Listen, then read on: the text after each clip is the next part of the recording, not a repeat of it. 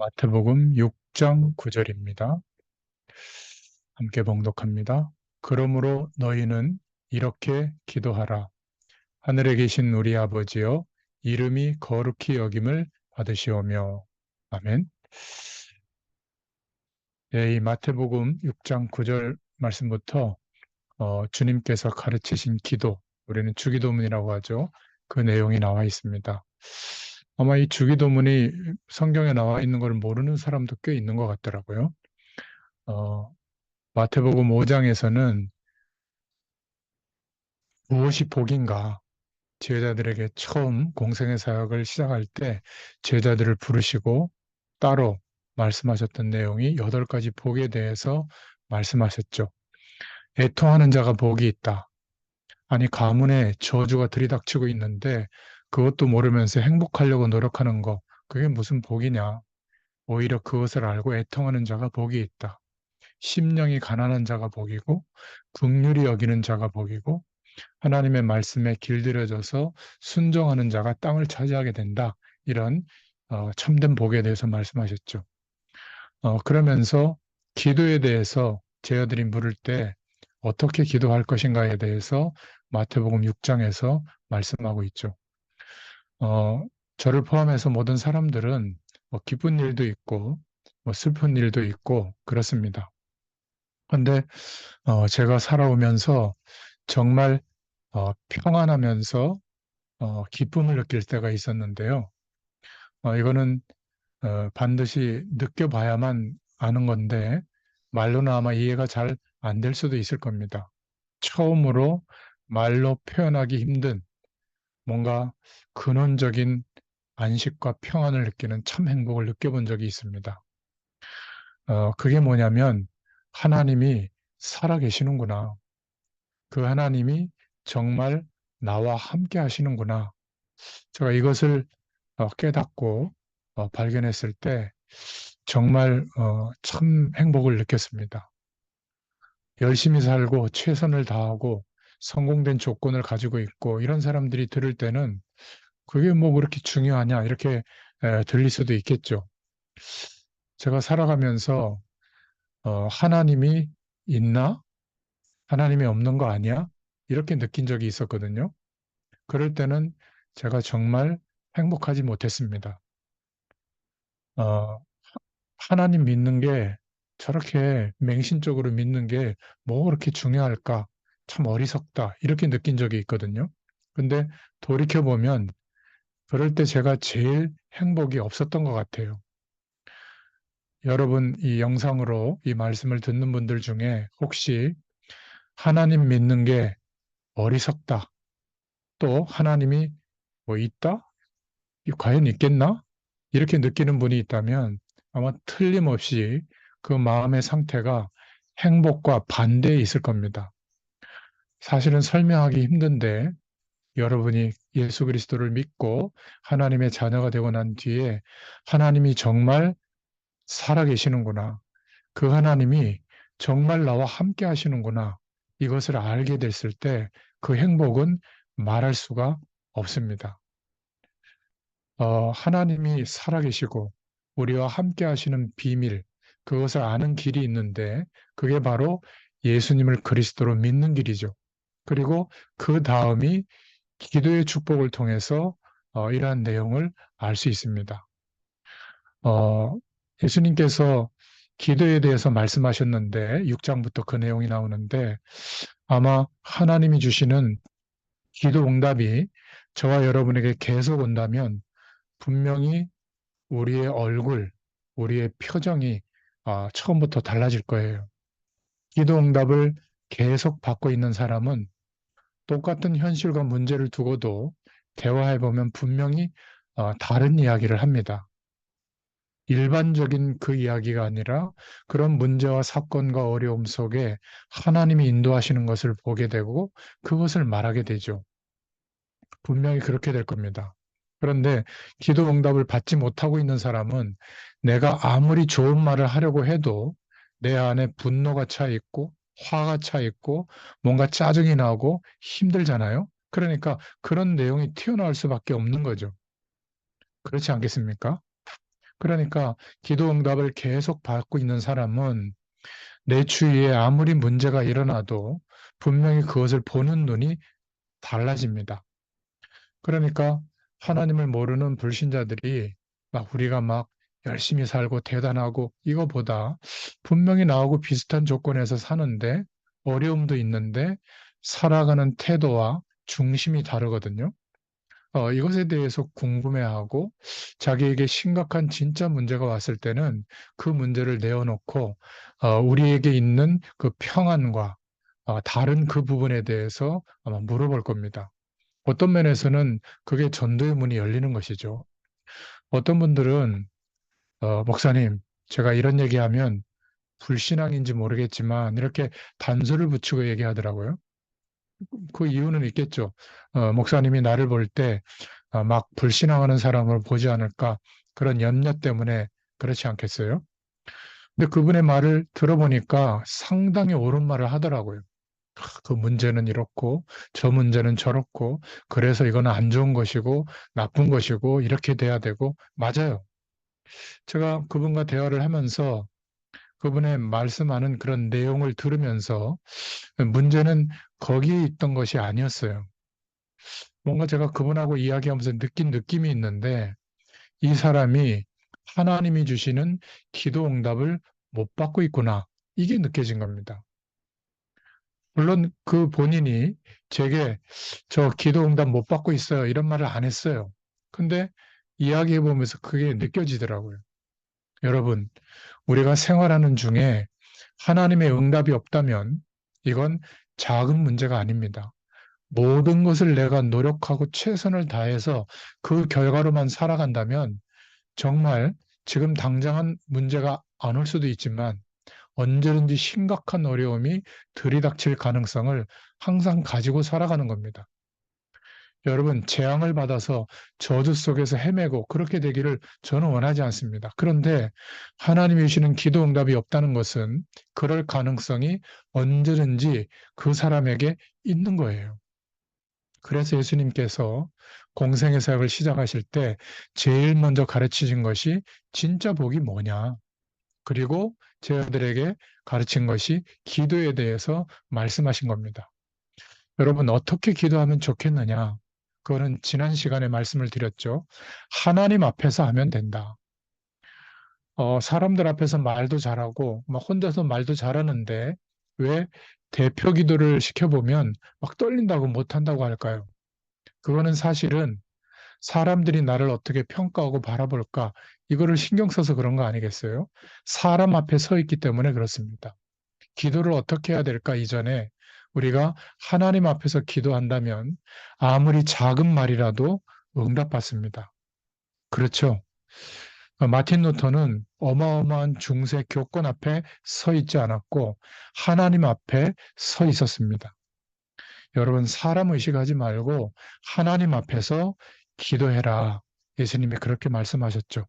우리가 아무리 작은 말도 뭐 좀 부족한 말도 하나님께 기도하잖아요. 하나님이 응답하십니다. 그래서 우리가 기도할 때 반드시 믿어야 될 부분이 몇 가지가 있는데 그것을 예수님께서 가르쳐 주셨죠. 너희는 이렇게 기도해라. 주님께서 가르친 기도문이라고 해서 주기도문이라고 합니다. 하늘에 계신 우리 아버지여, 이름이 거룩히 여김을 받으시오며. 오늘 읽었던 본문의 말씀이죠. 자, 본론으로 들어가서 우리가 생각해 볼 게 있는데 그 첫 번째로 먼저 우리가 좀 이해해야 될 게 있습니다. 하나님을 모르는 사람, 안 믿는 사람도 기도합니다. 여러분 SGI라고 수도권에 또 지방에 이렇게 다니다 보면 대리석 건물인가요? 큰 건물로 문화센터처럼 지어놓은 건물들이 많아요. 곳곳에 있습니다.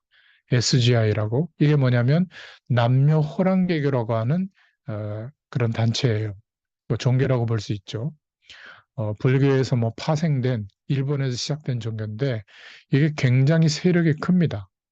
남녀 호랑개교 이게 뭐냐면 법화경의 그 불교 그 내용을 요약한 주문이거든요. 교리라고 그래요. 이거를 이 사람들은 하루에 몇천 번씩 기도합니다. 계속 외우면서 주문을 외우면서. 손뼉을 치기도 하고 목줄을 돌리기도 하고. 근데 영적인 능력이 나타나는 거예요. 그러니까 사람들이 모이지 않겠어요?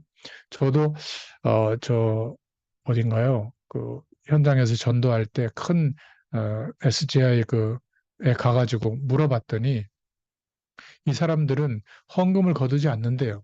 1년에 딱 2번 헌금한답니다.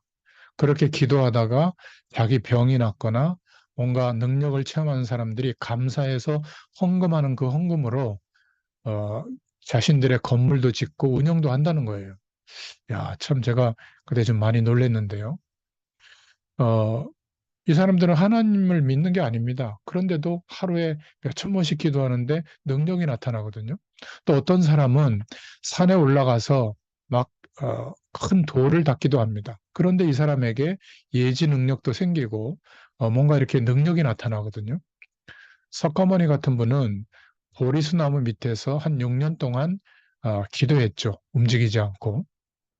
그랬더니 세계를 막 변화시킬 만한 능력이 나타났잖아요. 심지어 무속인들도 정기적으로 산에 들어가서 뭔가 기운이 있는 그런 곳에서 기도합니다.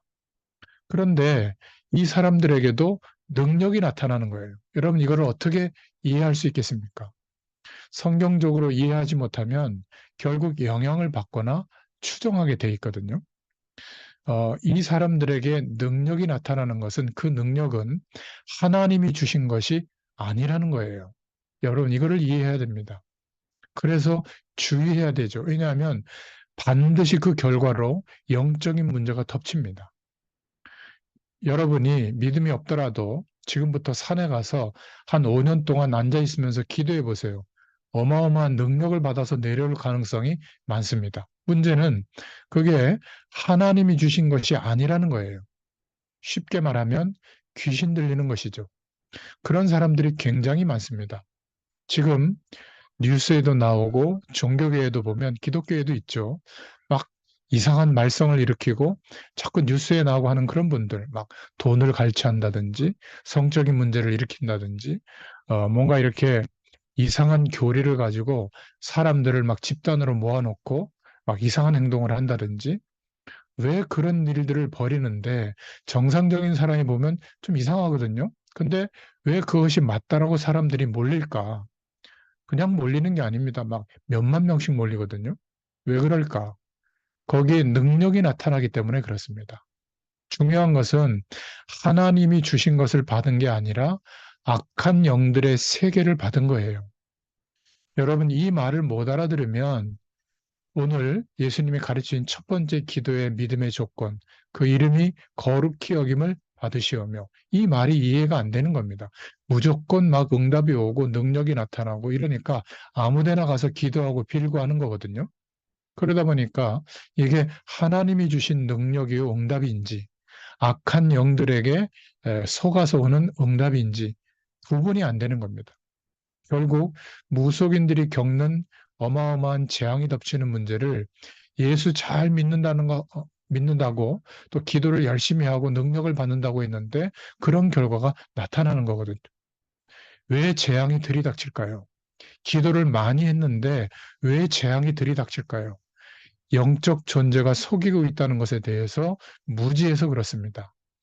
여러분, 어떤 무속인들을 보면 막 굉장한 능력을 나타내죠. 막 국가를 책임지는 사람들도 거기에 찾아가서 막 머리를 조아리고 미래에 대해서 막 도움을 받고요. 막 재벌들도 그렇고 그래서 막 굉장한 능력을 나타내고 세력도 많고 나름 재화들도 많이 키우고요. 돈도 많이 벌었는데 왜 그 무속인 집안에 재앙이 들이닥칠까요?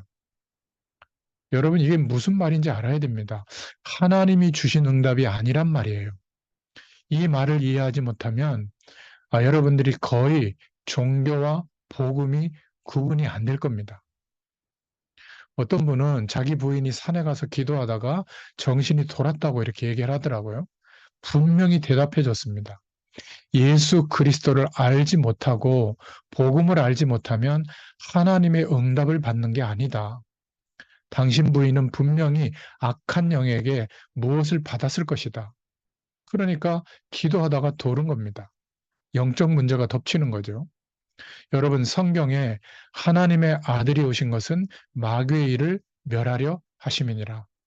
요한일서 3장 8절에 말씀하고 있잖아요. 예수님이 우리를 구원해 주신 것뿐만이 아니라 모든 저주의 세력, 귀신을 내어 쫓는 권세도 주기 위함이라. 이렇게 말씀하셨습니다. 한마디로 거룩히 여김을 받는다. 이 말은 그런 귀신들하고 다르다는 거예요. 구별되어져 계신 분이다. 다르다는 말이거든요.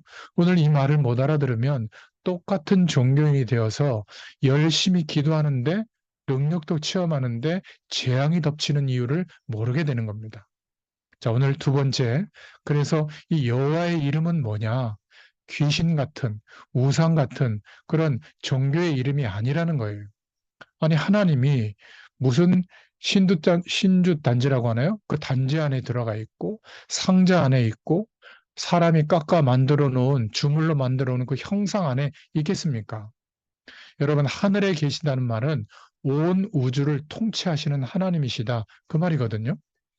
사람이 만들어낸 그런 형상 속에 어째서 그 안에 하나님이 들어가 있겠어요? 제한받고 있겠어요? 그런 하나님이 아니다. 그 말이에요. 출애굽기 3장 13절부터 15절에 보면 모세가 80세의 부름을 받죠. 이런 의미에서 나이가 좀 많아도 괜찮습니다.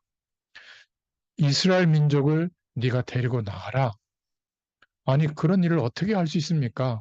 바로 왕이 누구며 이스라엘 민족들이 내가 가자고 하면 따라오겠습니까? 내가 지금 나이가 몇 살이고 내가 지금 이렇게 초라한데 그 일을 할 수 있겠습니까? 그때 하나님이 뭐라고 말씀하셨죠? 모세에게? 나는 여호와다. 스스로 있는 자다.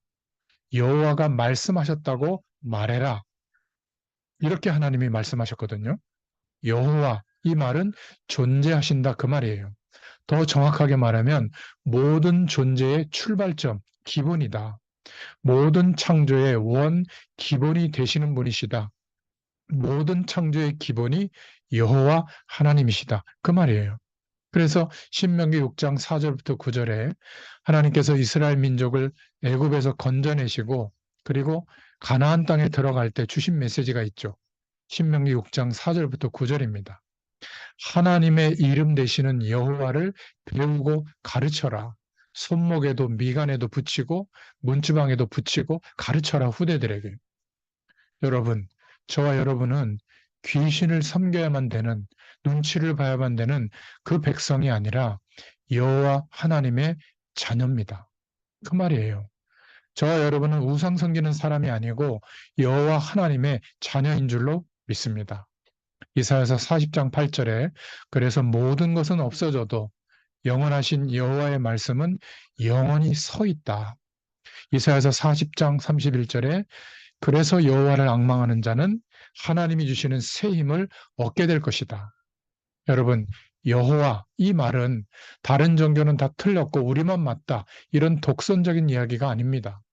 다른 종교 훌륭한 부분도 있지만 귀신을 숨기는 종교고 우리는 여호와 하나님을 믿는 것이다. 그 말이에요. 무속인들이 다 나쁘다. 그런 말이 아니라 이들은 귀신을 섬기는 것이니까 구원이 없는 거 아니겠어요? 우리는 여호와 하나님을 믿는 하나님의 자녀다. 그 말이에요. 이것을 알고 기도해라. 그 말입니다. 그래서 세 번째로 거룩히 여김을 받으시오며 이 말은 거룩하다. 그럴 때는 거룩할 성자를 쓰잖아요. 한자로는. 어떤 의미죠? 다르다는 말이에요. 많은 사람들이 있는데 예수 믿는 사람들을 보고 뭐라고 하죠? 우리들을 보고 성도라고 합니다. 구별되어졌다. 다르다는 말이죠. 뭐 의자나 책상이나 이런 게 집에 있으면 그냥 의자요 책상이지만 교회에 갖다가 놓고 교회에서 사용하면 성물이라고 하잖아요. 그냥 물건을 사고 팔 때는 돈, 화폐지만 그 돈을 하나님께 드릴 때는 헌금이라고 하잖아요. 성물이라고 합니다. 그죠? 그리고 그냥 우리가 뭐 지내고 거하는 곳은 뭐 집, 건물이라고 하지만 예배드리기 위한 건물을 뭐라고 하죠? 성전이라고 합니다. 구별되어졌다. 다르다는 말이거든요. 그래서 저와 여러분이 여호와 하나님의 자녀요. 신분이 바뀌어졌고 어마어마한 천국 배경을 누릴 권세가 주어졌다. 우리의 미래는 갈수록 보장되어 있습니다. 천국 갈 때까지 하나님은 저와 여러분을 책임지실 줄로 믿습니다. 모든 저주에서 해방시켰다. 여호와 하나님의 자녀가 되어졌다. 여호와 이 말은 모든 창조의 근본이 되시는 여호와시다. 모든 피조물들을 창조하신 창조주시다. 그래서 저와 여러분은 모든 저주에서 완전히 해방된 것을 믿으시길 바랍니다. 죄와 법, 사망의 법 아래 마귀에게 노예로 있다가 하나님의 자녀로, 마귀의 종으로 있다가 하나님의 자녀가 된 겁니다. 여러분, 마귀의 종 이 말 이해되세요? 대부분의 사람들이 부모님이 돌아가시면 무덤을 아무데나 묻지를 못하죠. 왜 그렇죠? 뭐 방향을 봐야 되고 시간도 맞춰야 되고 그러더라고요. 안 그러면 큰일 나는 줄 압니다. 여러분, 이사 갈 때 저희는 날씨 좋은 날, 편한 날, 시간 날 때 이사하면 되는데 마귀의 종된 사람 묶여 있거든요. 그러니까 뭘 따라가죠? 뭐 손 없는 날 이런 거를 또 날짜를 받아야 돼요. 결혼식 할 때도 사주단자를 넣어서 뭐 궁합을 봐야 되고 뭐 그걸 받아야 되는 겁니다. 좋은 게 좋다고. 아니 예수 믿는데도 이런 사람들이 있는 것 같아요. 우리는 마귀에게 속한 마귀의 종이 아니에요. 그런데 마귀에게 속한 마귀의 종된 사람들은 너무 신경 쓸 게 많은 겁니다. 아니 아이가 태어날 때도 그 날짜, 시간을 맞추느라고 제왕절개를 하는데 안 된다는 거예요. 저 그런 것도 봤습니다. 여러분, 우리는 그런 것이 필요 없어요. 우리는 마귀의 종이 아닙니다. 종이라는 말은 묶여 있다는 거거든요. 우리는 믿음 좋고 상대방이 좋은 사람이면 결혼하면 됩니다. 뭐 날짜, 시간, 궁합, 막 이런 거 만나 맞출 필요가 없어요. 그런 걸 왜 맞춰야 되죠? 마귀의 종이기 때문에 그렇습니다. 그렇게 해야 돼요. 마귀를 기분 나쁘게 하면 안 되니까 맞춰봐야 되는 거죠. 우리는 필요가 없는 줄로 믿습니다. 혹시 이 말씀을 듣는 분들 중에 예전에 비싼 돈을 주고 뭐 18K 같은 금박으로 만든 뭐 부적 같은 거를 지갑 속에 넣고 있다면 녹여서 딴 데 쓰세요. 아무 의미가 없습니다. 자동차 막 본네트 밑에 뭐 베개 밑에 뭐 어디 중요한 거 밑에 그 놔둔 그 부적 같은 거 있으면 다 태워버리세요. 귀신을 불러오는 통로가 될 뿐이지 아무 영향력이 없는 겁니다. 우리는 마귀의 종이 아니에요. 모든 만물을 창조하신 여호와 하나님, 그분의 자녀인 겁니다. 귀신들은 자기가 역사하는 구역이 있다고 해요. 근데 그게 하나님이 아니라는 증거잖아요. 하나님은 모든 만물을 창조하시고 우주 만물을 통치하고 계십니다. 여호와의 구역이 어디에 있겠어요? 그래서 오늘 하늘에 계신 우리 아버지요. 이렇게 말하고 있는 겁니다. 자, 그래서 네 번째로 이 하나님께 기도하는 우리는 예수 그리스도를 믿고 하나님의 자녀된 우리는 세 가지 문제에서 완전히 해방된 겁니다. 육신적인 노예로 살아가는 모습에서 해방된 거예요. 여러분 외모도 신경 쓰고 옷차림도 신경 쓰고 여러분의 살아가는 모습도 신경 써야 되지만 해방된 것을 믿으시길 바랍니다. 그냥 기본적으로 상식적으로 하면 되는 것이지 꼭 그렇게 해야 되고 막 그렇게 꾸며야 되고 말이죠. 막 너무 막 거기에 치중하고 있다면 사람들의 시선을 의식하고 유행을 너무 의식하고 있다면 아직 해방된 게 아니죠. 누가 나를 어떻게 보고 판단할까? 뭔가 이렇게 정신적으로 아직 거기에 묶여 있는 겁니다. 해방된 줄로 믿으시길 바랍니다. 우리가 열심히 최선을 다해서 살아야 되지만 너무 열심히 산다는 것은 어딘가에 자꾸 한계를 우리가 설정해 놓고 그것을 벗어나면 안 된다고 생각하거든요. 그렇지 않습니다. 더 중요한 것은 우리가 너무 연약한 존재라고 생각해서 영적으로 어딘가에 묶여 있는 여러분, 영적으로 우리는 노예에서 완전히 해방된 줄로 믿습니다. 혹시 여러분이 종교적인 마음을 가지고 여러분이 섬기는 교회에 묶여 있다면 해방받으시기 바랍니다. 목회자에게 묶여 있다면 해방받으시길 바래요. 목회자가 교회가 복음의 자리를 차지하고 목회자가 교회의 내용이 복음보다 위에 있다면 그것은 우상이에요. 여러분, 우리는 교회를 중심으로 예배하고 신앙생활하는 것은 혼자 해도 되지만 함께 연합해서 하나님이 교회를 통해서 이루실 그 비전을 함께 이루는 것이거든요. 믿음 안에서. 그러니까 목회자를 존중하고 교회 질서를 우리가 함께 존중하고 연합하는 것이지, 거기가 복음의 기준보다 위에 있으면 중세시대가 되는 겁니다. 그렇죠? 그 하나님은 그거를 원하지 않아요. 언제든지 그러한 문제들은 하나님이 해결해 버립니다. 우리는 육신적인 노예에서, 정신적인 노예에서, 영적인 노예에서 완전히 해방된 줄로 믿으시길 바랍니다. 저와 여러분이 누구인지를 알고 누구에게 기도해야 되는지를 알고 기도해야 되는 것이죠. 우리는 여호와 하나님의 자녀입니다. 그래서 예수님께서 처음 기도를 가르쳐 주실 때 하늘에 계신 우리 아버지여, 이름이 거룩히 여김을 받으시오며, 이렇게 기도하라고 한 겁니다. 이 말뜻을 모르는데 어떻게 하나님이 주시는 응답을 받겠습니까? 물론 육신적인 도움도 구하고 받아야 되지만 영원한 하나님의 능력이, 하늘 보좌의 축복이 임하는 하나님만 주실 수 있는 그 응답을 우리가 받아 누려야 될 거 아니겠어요? 인간은 영적 존재이기 때문에 오늘 그 은혜와 응답이 있어야 되는 겁니다. 그래야 정체성이 회복이 되죠. 나는 누구인지, 무엇을 위해서 어떻게 살아야 할지를 분명히 깨닫게 되는 겁니다. 저는 이 말뜻을 알고 난 뒤에 깨닫게 된 것이, 아, 내가 정말 굉장히 큰 축복을 받았구나, 이걸 알게 됐어요. 그때부터 사실 두려워할 필요가 없어진 겁니다.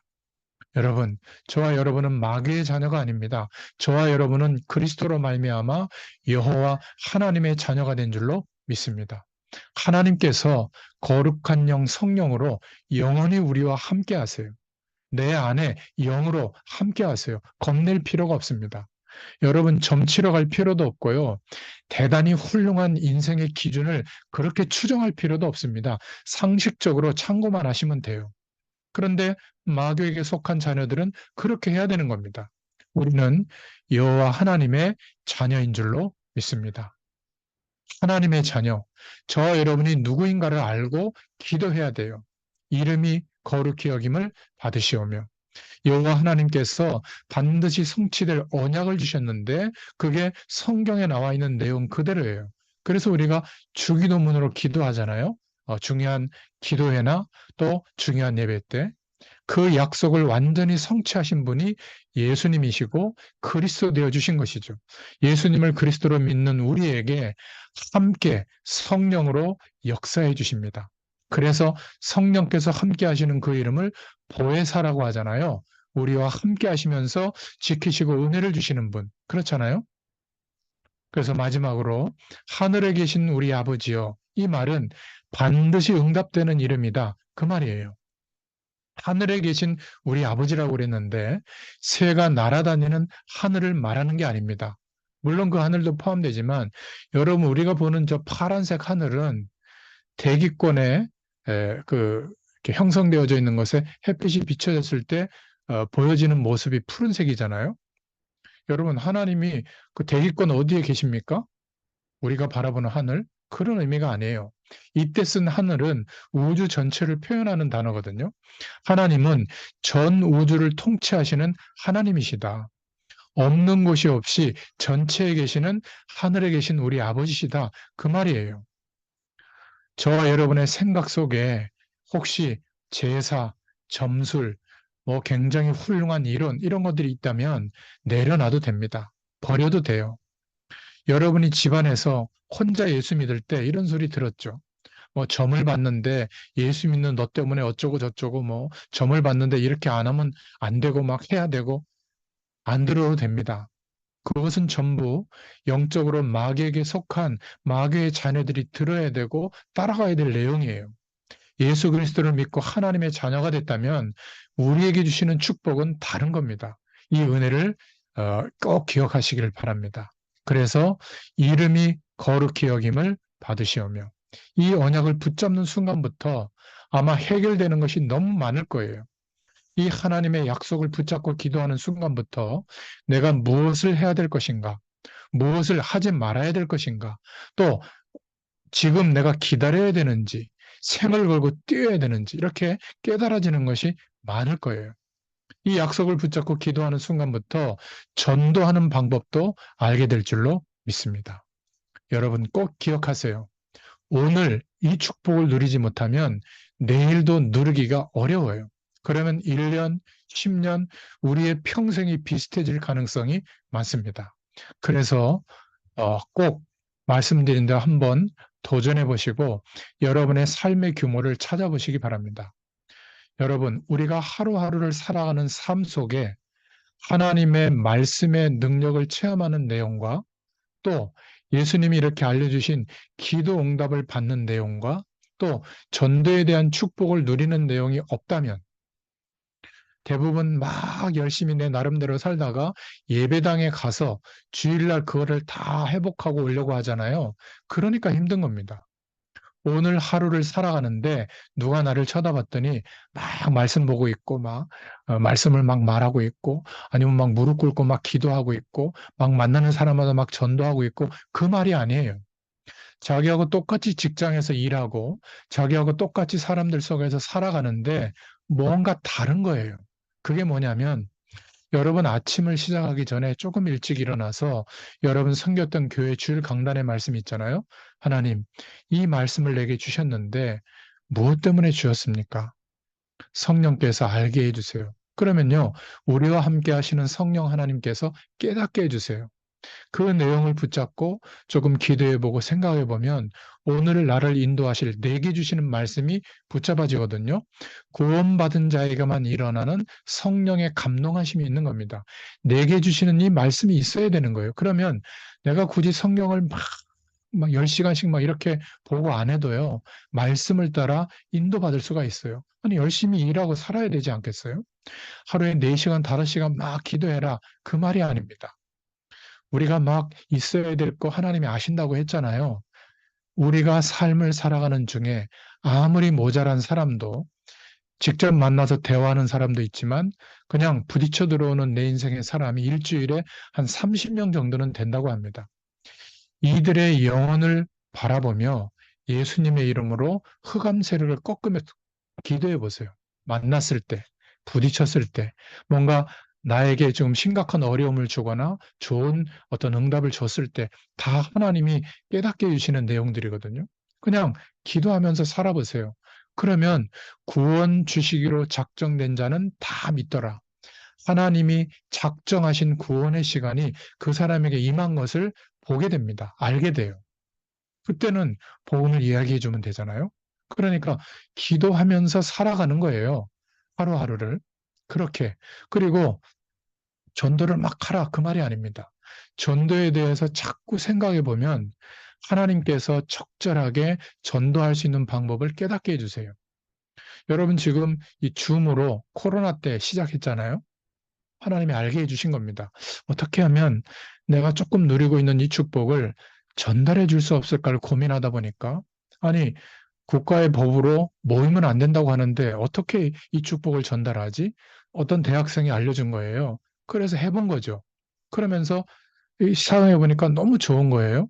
알고 봤더니 몇 달이 지나서 이게 녹화 기능도 있는 것을 알고 녹화해서 올려본 겁니다. 카톡 같은데. 근데 용량이 너무 크더라고요. 300메가 이상은 안 올라가고. 그래서 어떻게 하지 또 네이버를 찾아보고 유튜브를 찾아보니까 아, 유튜브에다 올리면 되는구나. 그래가지고 썸네일 만드는 거 공부하고 해가지고 그 화면 맨 앞에 썸네일 화면만 주소를 딱 올리니까 이거를 이제 전달해서 볼 수가 있잖아요. 저는 항상 어떻게 하면 전할 수 있을까를 생각하거든요. 그러니까 여러분들이 말씀을 듣다가 이 말씀을 내가 아는 누구에게 기도하는 사람에게 꼭 전해줘야겠다 싶으면 쉽게 그 주소를 복사하기 눌러가지고 거기 붙이면 바로 그냥 카톡에서 전달이 되고 유튜브는 누구나 보니까 말씀을 전달할 수 있구나. 전도의 장이 넓혀지구나. 이 눈이 열려지게 된 거예요. 그러니까요. 작은 전도에 대한 생각을 했는데 벌써 이 말씀에 대한 자료와 내용이 1000편이나 됩니다. 1000편 가까이 지금 준비가 돼서 유튜브에 올라가 있어요. 또 몇 달 전에 알게 된 건데, 이게 항목별로 나눌 수가 구나 그래서 항목별로 나눠서 거기에다 다 올려놨거든요. 그러면 누구나 하나님의 말씀이 필요하고 영적으로 좀 세워지기 위해서 차근차근 들을 수 있도록 항목별로 또 정리가 되는 이런 것도 있더라고요. 또 이렇게 말씀을 전하다 보니까 저는 뭐 노트북이나 이런 거를 노트북도 없고 뭐 좀 번거롭고 해서 그냥 핸드폰 하나로 이게 다 녹화도 하고 보내기도 하고 하거든요. 그러니까 줌으로 이게 녹음 파일이 갔다가 이메일로 받았다가 또 유튜브에 올리다 보니까 이게 파일이 좀 다운그레이드가 돼서 소리가 좀 이렇게 명확하게 안 들려요.